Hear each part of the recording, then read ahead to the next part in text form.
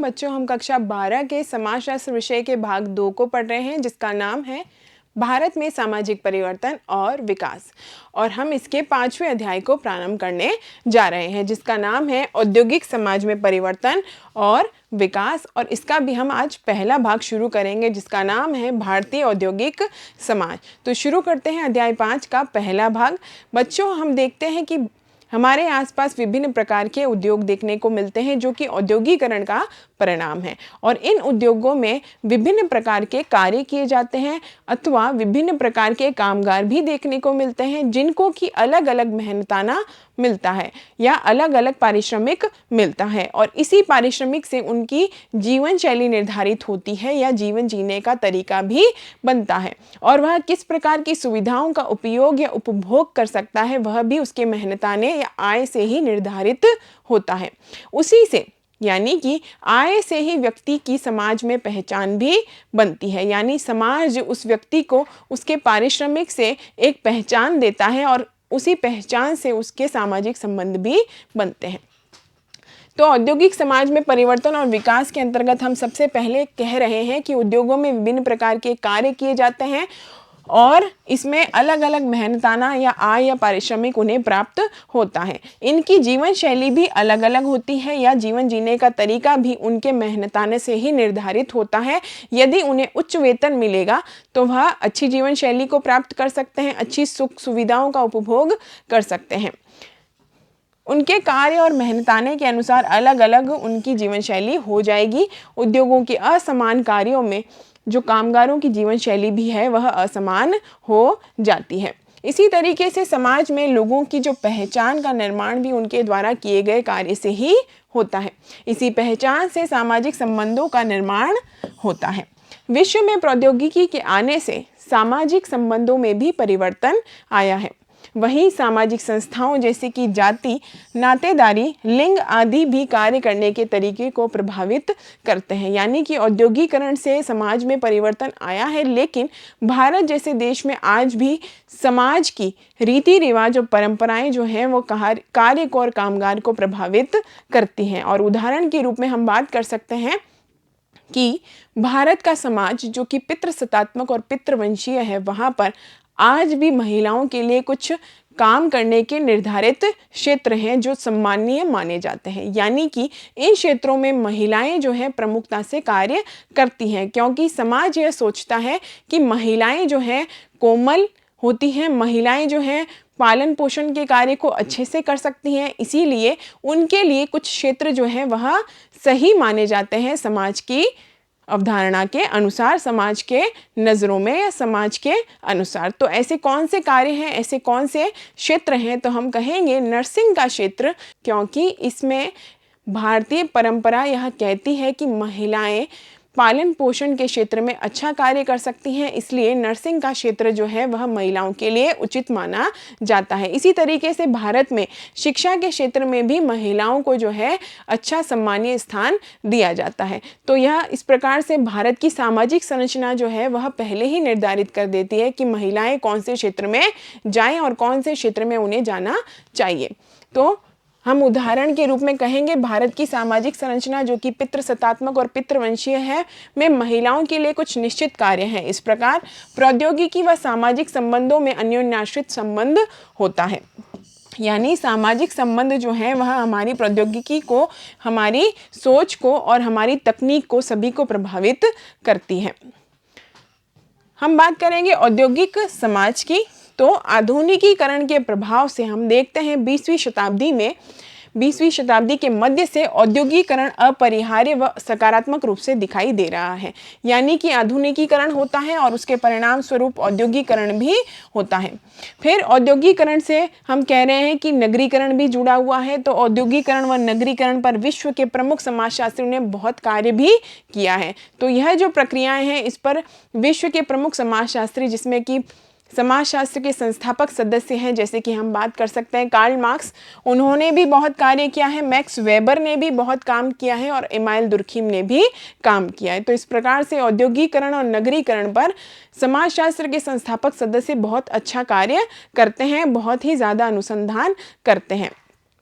इन दोनों प्रक्रियाओं का भारत के सामाजिक संबंधों पर भी गहरा प्रभाव पड़ा है। तो हम कहेंगे औद्योगिकरण से पूर्व के भारत के सामाजिक संबंधों में क्या परिवर्तन आया है। पहले लोग अपने जान पहचान के भूस्वामियों के यहाँ कार्य करते थे, यानी कि आमने सामने के संबंध पहले पाए जाते थे। खेतों में काम करने के लिए लोग जब जाते थे तो वे अपने जान पहचान के भूस्वामी के यहाँ पर ही कार्य करते थे, जो कि उनकी पृष्ठभूमि को जानता था या उनकी जो है जान पहचान पीढ़ियों से चली आ रही थी। लेकिन औद्योगिकरण के परिणाम स्वरूप यह स्थिति परिवर्तित हो गई है। अब बड़े बड़े उद्योगों में विभिन्न कामगार हजारों लाखों की संख्या में काम करते हुए दिखाई देते हैं, जहां पर उद्योगों के मालिक जो हैं अपने यहाँ के कामगारों को सीधे सीधे नहीं जानते या उनकी पृष्ठभूमि को नहीं जान पाते। तो इस प्रकार से हमने देखा कि किस प्रकार सामाजिक संबंध परिवर्तित हो रहे हैं। एक भूस्वामी जो पहले अपने कामगारों को उनकी पृष्ठभूमि को अच्छे से जानता था, आज वह परिवर्तित हो गया है। ग्रामीण भारत में आमने सामने के संबंध पाए जाते थे, यानी सभी लोग एक दूसरे को अच्छे तरीके से जानते थे, एक दूसरे की पृष्ठभूमि से बहुत अच्छे से परिचित थे। अब आधुनिक कारखानों में अज्ञात व्यावसायिक संबंध देखने को मिलते हैं। तो यह है एक आधुनिक कारखाना,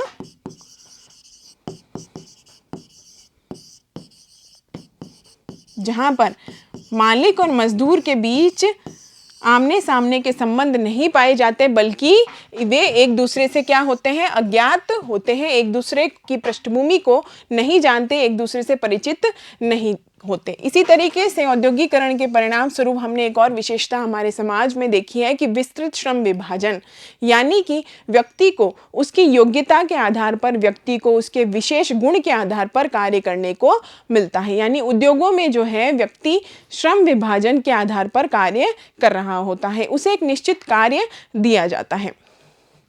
आधुनिक प्रौद्योगिकी, थका देने वाली मशीनी प्रक्रिया का श्रमिक द्वारा हिस्सा बनना भी हमारे औद्योगिकरण की एक विशेषता है। यानी कि अब जो है श्रमिक लगातार निरंतर एक ही प्रकार का कार्य करता है, जिससे वह मानसिक और शारीरिक रूप से थका हुआ महसूस करता है। लोग अपने कार्य से प्रसन्न नहीं होते, चूंकि उन्हें निरंतर एक ही प्रकार का कार्य करना होता है। इस कारण उनका अपने कार्य से जुड़ाव नहीं रहता, वे अपने काम से अप्रसन्न रहते हैं या नाखुश रहते हैं, और इसी से उनमें एक स्थिति पैदा हो जाती है, या इसी से श्रमिकों में कौन सी भावना उत्पन्न हो जाती है, तो अलगाव की भावना जो है इससे उत्पन्न हो जाती है। तो औद्योगिकरण के परिणाम स्वरूप हम देखते हैं विस्तृत श्रम विभाजन पाया जाता है, हर एक व्यक्ति को अपना कार्य दिया गया है, और एक ही प्रकार के कार्य करने से व्यक्ति जो है अपने कार्य से ऊब जाता है, वह उस कार्य से मानसिक और शारीरिक रूप से थका हुआ महसूस करता है, और धीरे धीरे उसमें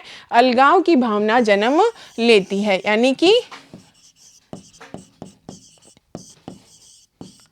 लगाव की भावना जो है वह खत्म हो जाती है, लगाव की भावना का अभाव हो जाता है, यानी कार्य से उसका कोई लगाव नहीं रहता। यानी कि जिस वस्तु को वह कारखाने में बना रहा है उससे उसका कोई भी लगाव नहीं रहता, और इसी को कहते हैं अलगाव की भावना का जन्म होना। और अलगाव की भावना समाजशास्त्र में अवधारणा के रूप में देते हैं समाजशास्त्र के प्रमुख समाजशास्त्री हमारे कार्ल मार्क्स। तो कार्ल मार्क्स अलगाव की स्थिति श्रमिकों के बारे में बताते हैं, और यह कब आता है, तो यह पूंजीवादी व्यवस्था के अंतर्गत आता है, जब श्रमिक जो है पूंजीवादी व्यवस्था में एक ही प्रकार के निरंतर कार्य करने से अलगाव की भावना को महसूस करता है। तो यह है हमारे कार्ल मार्क्स, जो समाजशास्त्र के संस्थापक सदस्य हैं। तो क्या है इनकी अलगाव की अवधारणा, तो मार्क्स का अलगाव पूंजीवादी व्यवस्था में हमें देखने को मिलता है। तो पूंजीवादी व्यवस्था में अमीर मालिक वर्ग मजदूरी के लिए श्रमिकों से श्रम खरीदते हैं। श्रम की प्रक्रिया में श्रमिक का लगाव उत्पादन प्रक्रिया में नहीं रहता, वह प्रकृति से, समाज से और स्वयं से भी पराया अथवा अलग हो जाता है। तो इस प्रकार से धीरे धीरे वह अपने कार्य से दूर होता है, धीरे धीरे वह स्वयं से भी दूर होता है, समाज से भी दूर होता है, और वह अलगाव की भावना को महसूस करता है। मार्क्स के अनुसार मानव क्या है, एक सृजनात्मक प्राणी है, उसके अंदर आविष्कार करने की क्षमता पाई जाती है, जिसके कारण मानव प्रतिदिन नए नए कार्य करना चाहता है। चूंकि वह नए कार्य पूर्ण मनोयोग के साथ करता है, इसलिए वह चाहता है कि समाज उसके कार्य की क्या करे, प्रशंसा करे। अतः मानव को सबसे ज़्यादा खुशी तब होती है जब उसे प्रतिदिन नए नए कार्य करने को मिलते हैं और समाज उसके कार्य की प्रशंसा करता है। किंतु जब मानव को प्रतिदिन एक ही प्रकार का कार्य करने को मिल रहा है, नए नए कार्य करने को नहीं मिल रहे हैं, तो उसके अंदर की सृजनात्मकता मर जाती है, या उसके अंदर जो हमने कहा कि सृजनात्मक प्राणी का गुण है वह भी समाप्त हो जाता है और अरुचि की भावना जन्म ले लेती है। और वही भावना किसको जन्म देती है, तो वही भावना बच्चों अरुचि को जन्म देती है। इसलिए अलगाव का मूल कारण कौन है, अलगाव का मूल कारण है स्वयं समाज। मार्क्स के अनुसार पूंजीवादी समाज में सबसे ज़्यादा अलगाव श्रमिकों के अंदर विद्यमान होता है, क्योंकि इसमें श्रम विभाजन योग्यता या गुणों के आधार पर होता है, यानी आपको अपने गुणों के आधार पर अपना काम दिया जाएगा। इसलिए प्रत्येक श्रमिक को उसकी योग्यता के अनुसार एक ही प्रकार का कार्य करने को मिलता है, जिससे उसके अंदर की सृजनात्मकता खत्म हो जाती है और अरुचि की भावना जन्म ले रही है। यदि श्रमिक उस कार्य को नया कार्य मानकर संरचनात्मक तरीके से करता है तो समाज उस कार्य का श्रेय उसे न देकर उत्पादन के साधन के मालिक को देता है, जिससे अरुचि की भावना उत्पन्न हुई है। श्रमिक के मन में अलगाव की भावना उत्पन्न होना प्रारंभ हो जाती है। तो इस प्रकार से हमने देखा कि पूंजीवादी व्यवस्था का परिणाम है श्रमिकों में अलगाव की स्थिति का पैदा होना। इसी तरीके से औद्योगिकरण से भारतीय समाज पर भी बहुत सारे प्रभाव देखने को मिलते हैं। तो वे कौन से प्रभाव हैं, इसमें हम बात कर सकते हैं।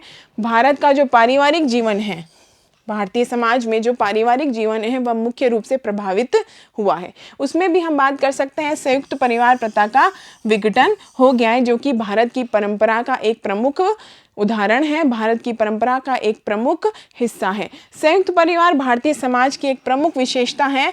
एक परिवार के सभी सदस्य जो हैं, नए पुराने सभी सदस्य एक ही स्थान पर रहते हुए खेती का कार्य करते रहे हैं, किंतु जैसे ही हम देखते हैं औद्योगिकरण की प्रक्रिया प्रारंभ होती है, उद्योगों का विकास होता है, तो विकास के साथ साथ लोग कारखानों में काम करने के लिए कहाँ जा रहे हैं, गांवों से पलायन कर रहे हैं शहरों की ओर, जिससे कि संयुक्त परिवार जो है धीरे धीरे समाप्त होते जा रहे हैं या उन समाप्ति की ओर बढ़ रहे हैं। कारखानों की मजदूर कॉलोनी में या अन्य छोटे छोटे आवासों में लोग जाकर के बसने लगे हैं काम की तलाश में, जहां मुश्किल से एक छोटे से परिवार का ही गुजारा हो सकता है। तो इस प्रकार से हमने क्या देखा, भारतीय समाज में परिवर्तन आया है, संयुक्त परिवार से हम एकल परिवार की ओर बढ़ रहे हैं और यह औद्योगिकरण का एक प्रमुख परिणाम है। इसी तरीके से पारिवारिक कार्य क्षेत्र का सीमित होना भी औद्योगिकरण का एक परिणाम है, यानी संयुक्त परिवार में परिवार के सदस्यों की अधिकांश आवश्यकताएं अन्य सदस्यों द्वारा पूरी हो जाती थी। औद्योगिकरण के प्रभाव से परिवार के अनेक कार्य विशिष्ट संस्थाओं द्वारा होने लगे हैं। तीसरा जो प्रभाव है भारतीय समाज पर, हम देखते हैं कि अब महिलाएं जो हैं वह नौकरी करने लगी हैं। स्त्रियों का नौकरी करना भी भारतीय समाज में एक प्रमुख परिवर्तन है, जो औद्योगिकरण का परिणाम है। औद्योगिकरण के फलस्वरूप घर के अनेक कार्य जो है मशीनों द्वारा होने लगे हैं और स्त्रियों के पास समय बचने लगा है। अतः महंगाई और अभाव से ग्रस्त परिवार की आमदनी को बढ़ाने के लिए महिलाएं जो हैं क्या करने लगी हैं, नौकरी करने लगी हैं। तो यह भी क्या है, भारतीय समाज में एक प्रमुख परिवर्तन है जो औद्योगिकरण की प्रक्रिया से आया है। स्त्रियों की स्थिति में सुधार भी हम देख रहे हैं जो धीरे धीरे हो रहा है, चूंकि महिलाएं शिक्षा प्राप्त करने लगी हैं, नौकरी करने लगी हैं, संयुक्त परिवार भी धीरे धीरे कम हो रहे हैं। इस प्रकार महिलाओं पर जो है रूढ़िवादिता भी कम हो रही है। तो धन कमाने के कारण स्त्रियां स्वावलंबी होने लगी हैं, अधिक स्वतंत्र हुई हैं, उनमें शिक्षा का प्रसार हुआ है और उनकी स्थिति में भी सुधार हुआ है। जो पांचवा परिवर्तन हम देखते हैं औद्योगिकरण के परिणाम स्वरूप, वह है विवाह के रूप में परिवर्तन। और वह किस प्रकार से है, तो बच्चों औद्योगिकरण के प्रभाव में प्रेम विवाह और अंतरजातीय विवाहों की संख्या धीरे धीरे बढ़ रही है। इसके साथ ही साथ अपने पैरों पर खड़े होने के प्रयास में विवाह की आयु में भी बढ़ोतरी हो रही है और इस प्रकार विलंब विवाह का जो अवधारणा है वह भी भारत में आ चुकी है। वैवाहिक जीवन पर नियंत्रण घटने लगा है, जिससे क्या बढ़ने लगे हैं, तो बच्चों इससे एक नई समस्या का जन्म भी हुआ है, वह है तलाक की समस्या। तो नियंत्रण का अभाव भी जो है वह बढ़ रहा है, और चूंकि विवाह में नियंत्रण की कमी होती जा रही है, इस प्रकार से हम नई समस्या को जन्म लेते हुए देखते हैं, और वह है विवाह विच्छेद अथवा तलाक। जो छठी समस्या या छठा प्रभाव हम देखते हैं तो वह है पारिवारिक नियंत्रण का घटना, यानी कि परिवार के सदस्यों पर नियंत्रण जो है धीरे धीरे कम होता हुआ देख रहा है। पहले संयुक्त परिवार के सभी सदस्य जब एक साथ एक परिवार में रहते थे तो उन पर नियंत्रण होता था, और परिवार के मुखिया का कठोर नियंत्रण होने की वजह से सभी जो है अपने व्यवहार में नियंत्रित व्यवहार करते थे। औद्योगिकरण के प्रभाव स्वरूप परिवारों का आकार छोटा हो गया है, और व्यक्ति पर पारिवारिक नियंत्रण जो है धीरे धीरे कम हो गया है। इसी तरीके से हम बात करें कि हमने देखा समाज में किस प्रकार से औद्योगिकरण का जो है प्रभाव भारत में देखने को मिल रहा है, चाहे वह स्त्रियों की बात हो, चाहे वह परिवार की बात हो, चाहे वह विवाह की बात हो। लेकिन हम कहेंगे कि औद्योगिकरण से एक अच्छी व्यवस्था भी हमें देखने को एक सुधार के रूप में देखने को मिल रही है, और वह है सामाजिक असमानता जो है धीरे धीरे कम हो रही है। समाज में असमानता जो है धीरे धीरे कम हो रही है, और एक बुराई जन्म ले रही है, वह है आय की असमानता, यानी कि आय की असमानता धीरे धीरे बढ़ रही है। यानी एक व्यक्ति की आय बहुत ज़्यादा है तो दूसरी तरफ एक व्यक्ति की आय कुछ भी नहीं है या बहुत ही कम है, जिससे उसका जीवन यापन भी नहीं हो सकता। तो औद्योगिकरण से सामाजिक असमानता कम हो रही है। कार्यस्थल यानी कि कार्य जहां पर होता है, कार्य करने का जो स्थान है, यातायात, वह होटल पर लिंग, धर्म और जातीय भेदभाव धीरे धीरे कम हो रहा है। आय या आर्थिक असमानता बढ़ती हुई दिख रही है। समाजशास्त्रियों ने औद्योगिकरण को सकारात्मक और नकारात्मक दोनों रूपों में देखा है। यानी कि एक तरफ तो औद्योगिकरण से समाज में समानता आ रही है, और दूसरी तरफ हम देखते हैं आय की असमानता धीरे धीरे बढ़ती हुई दिख रही है। तो इस प्रकार से जो समाजशास्त्री हैं वह कहते हैं कि औद्योगिकरण कैसी प्रक्रिया है, तो यह सकारात्मक भी है और यह नकारात्मक भी है। यानी कि इसके कुछ प्रभाव तो हमारे समाज के लिए अच्छे हैं और कुछ प्रभाव हमारे लिए अच्छे नहीं हैं।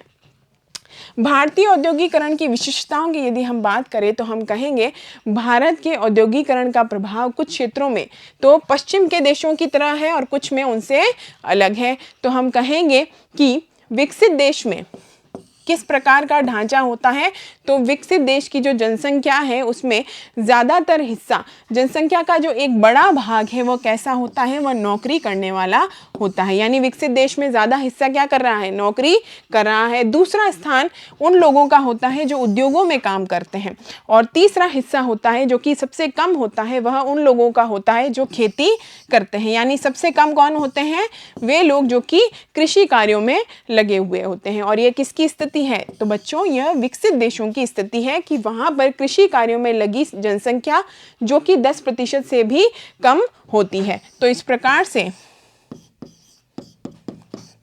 हम क्या कह रहे हैं कि आईएलओ के आंकड़ों के अनुसार विकसित देश की स्थिति ऐसी होती है कि वहां पर नौकरी पेशा लोग जो बहुत ज़्यादा होते हैं, फिर दूसरे स्थान पर होते हैं उद्योगों में काम करने वाले लोग, और तीसरे स्थान पर होते हैं वे लोग जो कि कृषि कार्यों में लगे होते हैं, और वे लोग बहुत ही कम होते हैं, लगभग 10% के आसपास ऐसे लोग होते हैं। और यह स्थिति थी विकसित देशों की। तो हमने क्या कहा, क्या भारत इन देशों से अलग जनसंख्यात्मक संरचना रखना है, तो हम कहेंगे हाँ।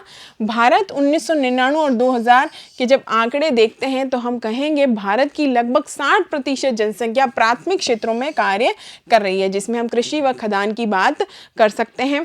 फिर लगभग 17% जनसंख्या द्वितीय क्षेत्रों में कार्य कर रही है, जो कार्य होते हैं उत्पादन, निर्माण और उपयोगिता से जुड़े हुए कार्य। और लगभग 23% जनसंख्या जो है तृतीय क्षेत्र में है, जिसमें हम व्यापार, यातायात और वित्तीय सेवाओं की बात कर सकते हैं। तो इस प्रकार से विकसित देशों से बहुत ही अलग स्थिति भारत की हमें देखने को मिलती है। लेकिन यह आंकड़ा बच्चों थोड़ा सा पुराना है, फिर भी हम कहेंगे कि भारत में उद्योगों में कम लोग हैं और नौकरी पेशा लोग तो और भी कम हैं। इस कारण भारत में औद्योगिकरण का प्रभाव कुछ क्षेत्रों में पाश्चात्य देशों की तरह है और कुछ में जो है उनसे अलग है। इस प्रकार से हम कहेंगे विकसित और विकासशील देशों में अंतर होता है। भारत किस प्रकार का देश है? भारत एक विकासशील देश है। इस कारण यहाँ पर कृषि जैसे कार्यों में भारत की जनसंख्या अधिक कार्य कर रही है। विकसित और विकासशील देशों में एक बड़ा अंतर नियमित वेतन भोगी कार्यरत लोगों की संख्या का होना है। यानी कि जो विकसित देश होते हैं वहां पर नियमित रूप से वेतन प्राप्त करने वाले लोग ज़्यादा होते हैं। वहीं विकासशील देश जो होते हैं वहां पर ऐसे लोगों की संख्या कम होती है जिन्हें नियमित रूप से वेतन प्राप्त होता है, नियमित रूप से उनकी आय उन्हें मिलती है। विकसित देशों में औपचारिक रूप से कार्यरत लोग बहुत ज़्यादा होते हैं। यानी कि औपचारिक क्षेत्र में विकसित देशों के लोग अधिक कार्य करते हैं, लेकिन भारत में ऐसी स्थिति नहीं है। तो इस प्रकार से हमने अध्याय 5 के भाग 1 में भारतीय औद्योगिक समाज के बारे में जानकारी प्राप्त की, जिससे कि हमें पता चला कि औद्योगिकरण के परिणाम स्वरूप भारत में क्या क्या परिवर्तन आए हैं, भारत की सामाजिक संरचना में क्या परिवर्तन आए हैं, और भारत में संगठित क्षेत्र और असंगठित क्षेत्र में किस प्रकार से भारत की जनसंख्या कार्य कर रही है, और औपचारिक क्षेत्र में भारत की जनसंख्या काम कम करती है। मिलते हैं इसी अध्याय के अगले भाग में। धन्यवाद।